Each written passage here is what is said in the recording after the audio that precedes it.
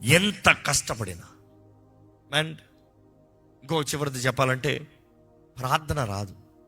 ప్రార్థన చేద్దామంటే నోరు కట్టేస్తుంది, ప్రార్థన చేద్దామంటే నాకు బ్లాంక్ అయిపోతుంది, ప్రార్థన చేద్దామంటే నాకు దడ వచ్చేస్తుంది, ప్రార్థన చేద్దామంటే నాకు అవ్వట్లేదు, ప్రార్థన చేద్దామంటే నిద్ర వచ్చేస్తుంది.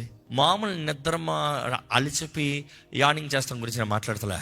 ప్రార్థన అంటే కంటిన్యూస్ యానింగ్ చేస్తూనే ఉంటారు వాళ్ళు. You see that is again demonic oppression, satanic oppression. కానీ నీ మనసు నీ చేతుల్లో ఉంది.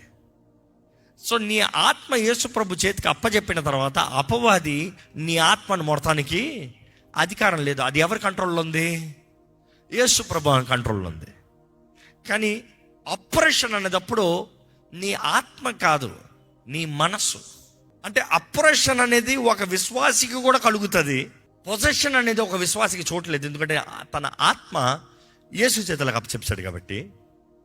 కానీ అప్రెషన్ అనేది, ఈ దాడులు అనేది, ఈ వెయిట్ అనేది, ఇది ఒక విశ్వాసికి కూడా కలిగే ఛాన్స్ ఉంది. ఎప్పుడు? అపవాదికి తలుపు తెరిచినప్పుడు.